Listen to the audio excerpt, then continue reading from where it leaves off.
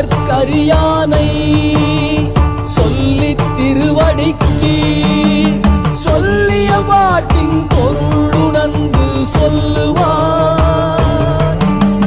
செல்வர் சிவபுரத்தின் உள்ளார் சிவனடிக்கு பல்லோரும் ஏத்த பணிந்து.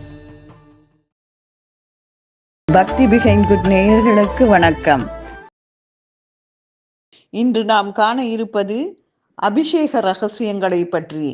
சிவபெருமானை அபிஷேக பிரியர் என்றும் அழைப்பதுண்டு. அவருக்கு தூய நீர், பசும்பால், இளநீர், கரும்புச்சாறு, சந்தனம், விபூதி, தயிர், பஞ்சாமிர்தம், மாப்பொடி, மஞ்சள், அன்னம், திருமஞ்சனப்பொடி, தேன், சுத்தமான பசும்-நெய், பழச்சாறு, வெல்லம் ஆகிய 16 வகையான பொருட்களால் மட்டும்தான் அபிஷேகம் செய்வார்கள். இந்த ஒவ்வொரு பொருளும் ஒவ்வொரு விதமான பலன்களை தரக்கூடியது. சிவபெருமானுக்கு தினமும் நடைபெறும் அபிஷேகத்தை விட பௌர்ணமியிலே நடைபெறும் அபிஷேகம் மிக விசேஷமானது. ஒவ்வொரு மாத பௌர்ணமியின் பொழுதும் நடைபெறும் அபிஷேகத்திலே ஏதாவது ஒரு பொருள் மட்டுமே சிறப்புக்குரிய அபிஷேக பொருளாக இடம்பெறும். இந்த பொருள் அந்த தமிழ் மாதம் மற்றும் பௌர்ணமி திதி என்று வரும் நட்சத்திரம் ஆகியவற்றை அடிப்படையிலேயே முடிவு செய்வார்கள். அனைத்து வருடங்களும் இந்த குறிப்பிட்ட நட்சத்திரம் வரும் நாளிலே பௌர்ணமி திதி வரும். அந்த நாளில் குறிப்பிட்ட பொருளால் பிரதானமாக அபிஷேகம் செய்வது அந்த பொருளின் முழு பலனையும் தரும். 12 மாத பௌர்ணமியின் அபிஷேக பொருட்களும் அதன் பலன்களும் என்ன என்பதை பார்க்கலாம்.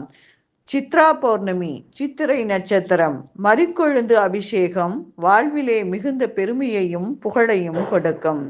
வைகாசி பௌர்ணமியிலே விசாக நட்சத்திரம் வரும்.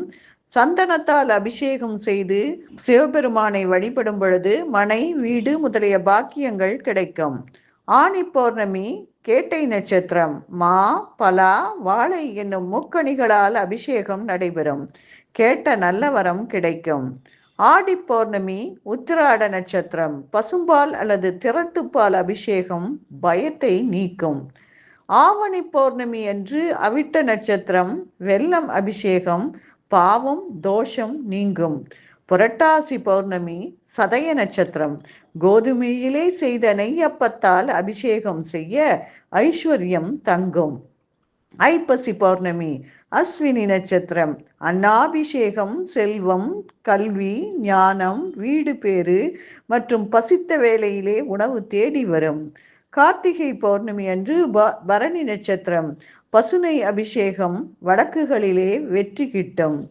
மார்கழி பௌர்ணமி, திருவாதிரை நட்சத்திரம், நறுமண வெந்நீர் அபிஷேகம் செய்யும் பொழுது நோய் நொடிகள் நீங்கி ஆயுள் கூடும். தை பௌர்ணமி, பூச நட்சத்திரம், கரும்புச்சாறு அபிஷேகமும் நோய் எதிர்ப்பு சக்தியை கூட்டுகிறது. மாசி பௌர்ணமி அன்று மக நட்சத்திரம் வரும். பசுநெய்யால் தோய்த்த கம்பளி சிவலிங்கத்தின் மீது போர்த்தப்படும். அப்படி போர்த்துபவர்களுக்கு குழந்தை செல்வம் கிட்டும். பங்குனி பௌர்ணமி அன்று பூர நட்சத்திரம், பசும் தயிரால் அபிஷேகம் நடைபெறும். இதனை தரிசித்தால் மனத்திற்கு ஏற்ற வாழ்க்கை துணை அமையும். இல்லறத்தில் சுகம் காணலாம். நேயர்களே, நீங்களும் பௌர்ணமிக்கு மேற்சொன்ன அபிஷேக பொருட்களை சிவபெருமானுக்கு அளித்து அதன் முழு பலனையும் பெறுமாறு பணிவன்போடு கேட்டுக்கொள்கிறோம்.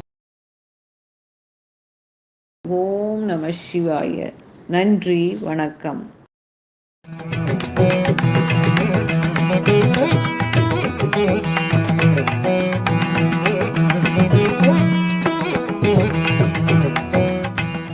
இந்த வீடியோ உங்களுக்கு பிடிச்சிருந்தா லைக் பண்ணுங்க, ஷேர் பண்ணுங்க, கமெண்ட் பண்ணுங்க, மறக்காம சப்ஸ்கிரைப் பண்ணிடுங்க. அந்த பெல் பட்டனையும் கிளிக் பண்ணிடுங்க.